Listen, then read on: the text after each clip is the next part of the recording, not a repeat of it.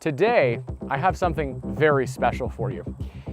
Aston Martin produced a number of limited production models over the years, but one of my favorite and also one of the most rare is this, the Aston Martin DB7 GT. Only 191 of these were produced for the entire of the world, and only one of them Canadian. This is one that was imported by one of the Aston Martin Owners Association's members.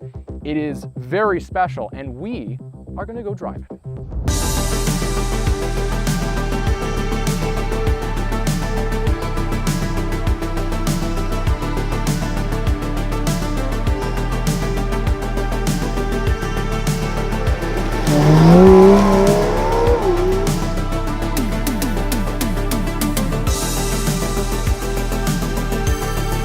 Let's go for a drive.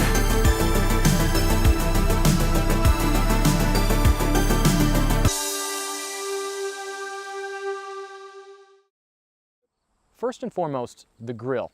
The grille is the first thing you see on any Aston Martin, and this one is very special. You can actually see the design inspiration that was later used on vehicles like the V12's dogleg, that beautiful meshed finish. And this is the very first time we've seen that on any modern Aston Martin. Another thing that you see immediately is the front hood of the car.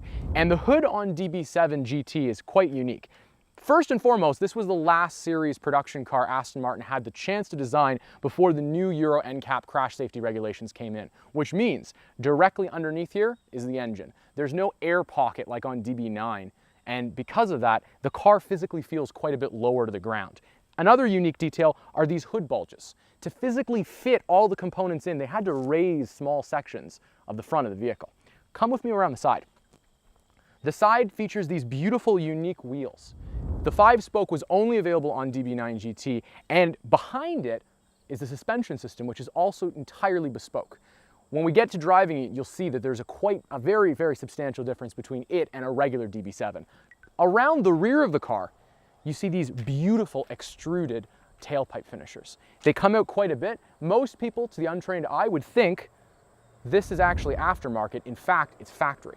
And interestingly enough, this is the same style of exhaust bypass system that you would see on the Vanquish. Lastly, we have this beautiful spoiler on the rear of the vehicle. It's ever so slightly larger than the regular DB7s, but it creates this beautiful look, and it really does add to that aggressive undertone that you get with DB7 GT. All in all, it's very special. The car doesn't shout, it's subtle.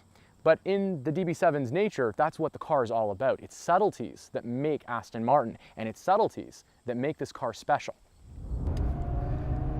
DB7 GT.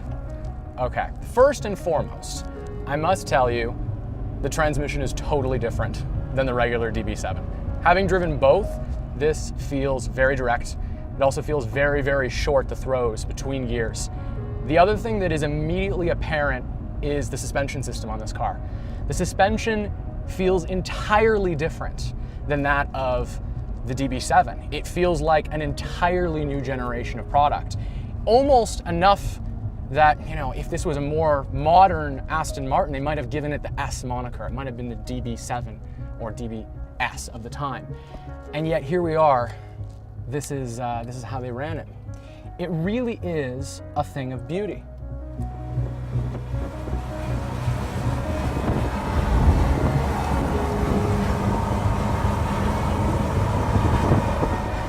Very short throws. That sound, the sound is nothing short of tremendous on this car.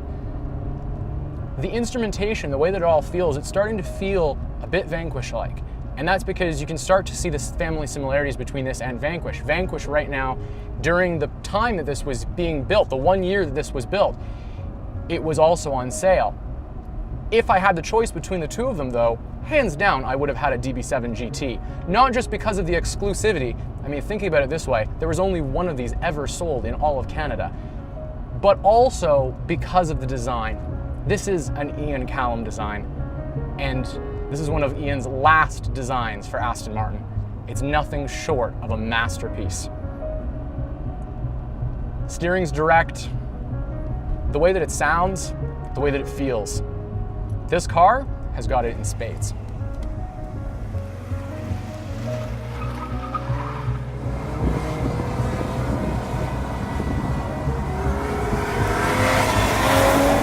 Let's talk for a second about the knob. The transmission knob in this car is beautiful. It feels so direct. There is something very special about it when it clicks into the gear. And it does feel like it clicks in. It almost has a feeling, reminds me kind of reminiscent of a gated manual transmission. Without the gates, it feels so slick. I love this car.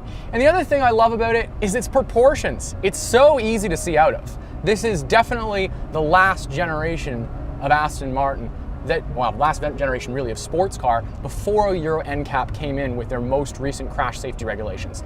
It means that they had to raise the hoods up on them and it just, visibility, I can see out of it. I can see everywhere out of it. The back window on this, I swear, it's larger than a current generation Range Rover. And when we get in through these nice little bits, this car comes alive.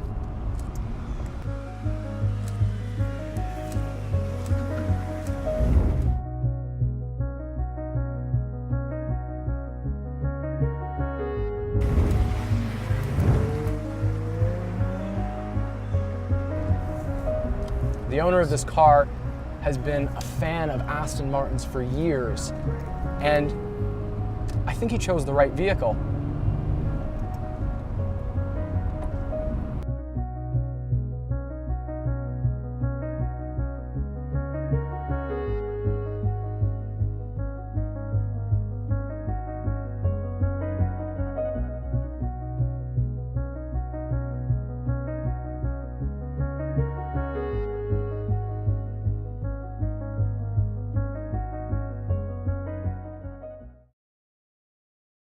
With new content coming out every Friday, make sure to subscribe for more.